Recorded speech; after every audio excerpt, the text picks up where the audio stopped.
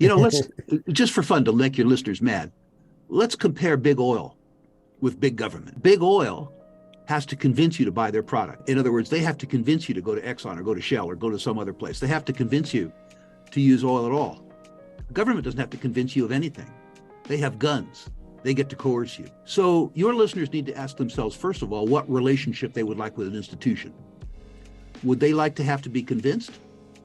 Or would they like to be coerced? When I say coercion, the big companies have to sell you something. They have to convince you.